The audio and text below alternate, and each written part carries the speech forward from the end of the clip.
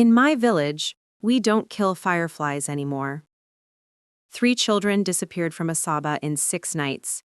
The elders knew what had returned. But I didn't believe them. Until it came from my sister. This is the story of the Adze, the firefly demon, and why my grandmother keeps her windows sealed after dark, no matter how hot the night gets. My name is Chiamaka, 15 years old, too smart for superstitions, too modern for old wives' tales. That's what I told my younger sister, Naoma, when she refused to sleep without the mosquito nets blessed by the Dibia, our traditional healer. Nain, I said, there's no such thing as the Adze. It's just stories to keep us afraid. But the elder women didn't think so. Mama Adze lost her grandson 5 nights ago. Little Chikwadi, 8 years old, healthy as a goat. One morning she found him cold in his bed. No wounds, no illness, just empty, like something had drained the life from his body overnight. His lips were pale, his fingertips blue, and in the corner of his room, a single firefly pulsed. Even after sunrise, when fireflies never linger. 2 nights later, it happened again. Obina, the blacksmith's daughter, 10 years old, found the same way. Lifeless, drained, with a firefly hovering above her still body. Then Campsy, the chief's nephew, 7 years old. 3 children and 6 nights. The village was drowning in grief and terror, but I was drowning in disbelief. How could educated people in 2024 still blame spirits for what was probably some disease, some medical condition? My grandmother didn't see it that way. She grabbed my arm one evening, her fingers like iron, her eyes wild with fear. You think your education makes you wise? You think your phone and your books protect you? Book knowledge won't save you from what hunts in the dark, child. She smeared palm oil mixed with ground alligator pepper on our doorframe. She hung bundles of bitter leaf above every window. She made us wear amulets blessed by the Dibia, twisted leather cords with cowrie shells and iron nails. The Adze has awakened, and it is hungry. I laughed. Not to her face, of course, but inside I laughed. Until that night. The night everything changed started ordinary, too ordinary. The kind of silence that makes your skin crawl without knowing why. Naoma and I were in our room, a small space we shared with our 2 younger cousins, Adana and Obioma. 4 girls, ages 7 to 15, crammed into one room with 2 mattresses on the floor and a single window covered by grandmother's blessed net. It was hot, the kind of heat that makes you feel like you're breathing water. Adana kept whining about the closed window. Please, Chiamaka, she begged, just a crack. I can't breathe. Grandmother said, Grandmother is old and scared of everything. I looked at Naoma. She shook her head, clutching her amulet. But Adana's face was red, sweat pouring down her cheeks. Obioma was panting. What harm could a crack do? I opened the window, just a few inches, just enough for air. The breeze that entered was immediate. Cool, sweet. It smelled like night jasmine and rain, even though the sky was clear. I felt relief. Then I felt stupid for feeling relief. Then I felt watched. Chiamaka, Naoma whispered, close it. It's just air, Naoma. Please. Her voice cracked. I turned to tell her she was being ridiculous, and that's when I saw it. A firefly. Floating just outside our window. Hovering at the crack, pulsing with a light that was too bright, too green, too aware. It wasn't moving randomly like fireflies do. It was staring, waiting. Close the window, Naoma said again, louder now. I reached for it, and the firefly darted through the crack. Fast, too fast. It zipped into our room, and the temperature dropped instantly. The sweet smell turned rotten, sulfurous, like something dead and burning. Adana screamed. The firefly stopped in midair, hovering directly above her mattress. It pulsed once, twice, 3 times. And then it spoke. Not in words, not in any language, but we heard it in our minds, a sound like grinding bones and whispered hunger. Which one of you is the sweetest? Obioma fainted, just collapsed. Adonis scrambled backwards, slamming into the wall. Neoma grabbed my hand so hard, I felt bones crack. The firefly began to grow. Its light expanded, stretching, taking shape. 2 wings, leathery and torn. A body that looked human, but wrong. Too thin, too long. Arms that end in claws. A face that was beautiful and horrible at once, smooth like carved ebony, but with eyes that were hollow pits of green fire. The Adze. It smiled at us. A smile full of needle teeth. You opened the door. You invited me in. I did the stupidest thing possible. I threw my phone at it. The device passed straight through its body, just light and shadow, and shattered against the wall. The Adze laughed, a sound like wind through a graveyard. Iron, Neoma gasped. We need iron. She ripped the amulet from her neck and hurled it at the creature. The iron nail struck its wing, and the Adze shrieked, a sound so loud, so sharp, it felt like knives in our ears. It recoiled, its form flickering like a damaged light bulb. For a moment I saw something underneath, something older, more terrible, a withered husk, a vampire thing with ancient hunger. But then it solidified again, angrier now. Iron burns, but you cannot hide behind iron forever, children. I have waited centuries. I can wait one more night. It looked directly at Adona. You smell like honey and fear. I will drink you first. Then it collapsed back into a firefly and shot out the window. Gone. We stood there shaking. Obioma woke up screaming. Adana was crying so hard she couldn't breathe. Neoma just stared at me with eyes that said, I told you, I told you, I told you. I ran to get grandmother. She didn't say, I told you so when I explained what happened. She just moved, fast, faster than I ever seen an old woman move. She gathered everyone in the main room, all 12 of us who lived in that compound. She locked every door, sealed every window, lit bundles of dried herbs that smoked thick and bitter. The Adze has marked this house, she said. It will return before dawn, and when it does, it will take one of the children unless we stop it. How? I asked. How do we stop it? Grandmother looked at me with something between pity and anger. The old ways, the ways you've mocked and forgotten. She sent my uncle to fetch the Dibia, the medicine man.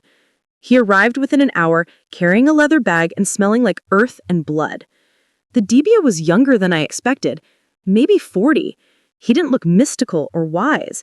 He looked tired, like a man who had fought this battle before and knew how it ended. He said, which child did it mark? Everyone looked at Adana. The Dibia nodded grimly. Then we prepare. It will come for her between midnight and dawn. That's when its power is strongest, when the veil is thinnest. He began laying out his tools, iron nails, dozens of them, a clay pot filled with something that smelled like bitter herbs and rust, palm fronds woven into crosses, and something wrapped in red cloth that he wouldn't let anyone see. The Adze is a demon that feeds on life force. It prefers children because their life burns brightest. It enters as a firefly, but its true form is a creature of shadow and hunger. In the old days, we knew how to bind them, how to trap them, how to send them back to the darkness. Can you kill it? My father asked. The Dibia hesitated. The Adze cannot be killed in its firefly form. We must force it to take physical shape. Then, maybe, if we're strong enough, if we're brave enough. He looked at me. And if we're willing to use bait. My blood turned to ice. No! The creature has marked the young one. It will come for her specifically. We can use that, draw it in, trap it. Use my daughter as bait? My aunt's voice cracked. Never! Then more children will die, the Dibia said flatly. Tonight, tomorrow night, every night, until the Adze is satisfied or stopped. This is not a negotiation. This is survival. Silence fell like a hammer. Adana stood up, 7 years old, shaking, tears streaming down her face. "I'll do it," she whispered. "I don't want anyone else to die because of me." My heart shattered. The Dibia's plan was simple and horrifying. Adana would sleep alone in our room. The window would be left open, just a crack, just enough for the Adze to enter, thinking we were careless, foolish, easy prey. But the room would be prepared. Iron nails driven into the walls in specific patterns, a binding circle, palm fronds soaked in blessed water, the clay pot positioned beneath the window containing what the Dibia called the trap, a mixture of blood, ash, and ground bones that would weaken the Adze's shadow form. And us, we would hide in the room. Grandmother, the Dibia, me, Neoma, and my uncle, who carried a machete that had been blessed and wrapped in iron wire. When it enters, the Dibia instructed, do not move. Do not breathe loudly. Let it think the child is alone. Let it approach. The moment it begins to feed, the moment it takes physical form to drain her life, we strike. "How will we know?" I asked. "You'll know," he said darkly. "The temperature will drop to freezing. You'll smell death, and you'll see its true face." We took our positions at midnight. Adana lay on the mattress, pretending to sleep. In reality, she wore 3 amulets beneath her nightgown and gripped a small iron knife in her tiny fist. She was so brave, so terribly, impossibly brave. The rest of us hid, me and Ioma behind a wardrobe, Uncle near the door, Grandmother by the window, the Dibia in the corner, whispering prayers I didn't understand. We waited. 1 hour, 2, 3. My legs cramped. My heart thundered so loud I was sure the creature would hear it. Neoma's hand in mine was slick with sweat. Then, at 3:47 a.m., I remember because I kept checking my watch, the temperature dropped. Not gradually, instantly, like stepping into a freezer. Our breath became visible. Frost appeared on the walls. And that smell? Rotting meat mixed with burning hair. The firefly entered. It drifted through the window crack, pulsing its sickly green light. It circled the room once, twice, checking. Then it stopped above Adana. I saw my little cousin's eyes fly open in real terror. She didn't have to fake it anymore. The Adze was here. The firefly descended slowly, hovering inches from her face. Its light grew brighter, more intense, and I could see shapes moving inside it, faces twisted in agony, tiny hands clawing at nothing. The souls it had devoured. Then it transformed. The light exploded outward and the shadow body emerged, fully formed this time, 8 feet tall, skeletal and muscular at once, wings that stretched wall to wall, that beautiful, terrible face with hollow green eyes that saw everything. It leaned over Adana and opened its mouth impossibly wide. Inside, rows and rows of needle teeth, and behind them, a void. Pure emptiness, pure hunger. Such sweetness, its breath freezing the air. Such tender, delicious life. Its clawed hand reached for her chest. "Now!" the Dibia screamed. Everything happened at once. Grandmother threw the blessed water. Uncle charged with the machete. The Dibia threw the contents of the clay pot. And where it hit the Adze's skin, smoke erupted. The creature shrieked. I grabbed Neoma and we dove forward, throwing ourselves over Adana, covering her with our amulets. The Adze lashed out. Its wing caught my uncle and sent him flying into the wall with a sickening crack. Its claws raked across Grandmother's shoulder, drawing blood black as oil. But the binding circle was working. The iron nails glowed red hot. The creature couldn't leave. It was trapped with us. "The heart!" the Dibia yelled. "Strike the heart!" But where was its heart? It was all shadow and light, shifting, never solid. The Adze turned on the Dibia, furious now. It grabbed him by the throat and lifted him off the ground. "You dare bind me? Me? I am older than your village, older than your gods." It squeezed. The Dibia's face turned purple. That's when I saw it. In its rage, in its physical form holding the Dibia, the creature had solidified completely, and in its chest, a faint pulse, a glow.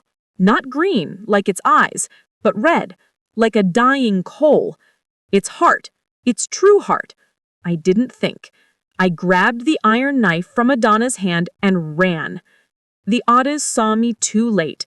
It threw the Dibia aside and reached for me, but I was already there. I drove the iron blade directly into that pulsing red glow. The effect was instantaneous. The creature's scream shattered the windows. Its body convulsed, shadows peeling away like burning paper. The green light in its eyes flickered, died, and I saw its true face, ancient, withered, afraid. "How?" it gasped. "How does a child who doesn't believe—" "I believe now," I said, and twisted the blade. The Adze exploded into 1,000 fireflies, but these were different. Pale, weak, fluttering erratically. They swirled once around the room, and then one by one, they winked out of existence. Gone. Silence fell. Real silence, the kind where you can hear your own heartbeat. Then Adana started crying. Neoma started laughing. Uncle groaned from where he'd fallen. Grandmother clutched her bleeding shoulder, but smiled. And the Dibia, rubbing his throat, looked at me with new respect. "Perhaps the next generation is not so lost after all," he whistled. It's been 3 months since that night. No more children have died in Asaba. No more fireflies hover where they shouldn't. I still use my phone. I still go to school.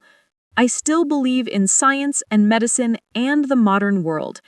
But now I also believe in the old ways, the old warnings, the old protections. Because I learned something that night that no textbook ever taught me. Some things in this world are older than our understanding, deeper than our explanations, more real than we want to admit. The elders aren't stupid. They're not superstitious. They're survivors. They carry knowledge that kept our ancestors alive through centuries of darkness. And fireflies? We still don't kill them in my village. Most are harmless, beautiful even. But on certain nights, when the air is too still and too sweet, when a firefly glows too bright and hovers too close, we close our windows. We light our herbs. We remember. Because the Adze may be gone, but it's not the only thing that hunts in the dark. And grandmother says the others are waking up too.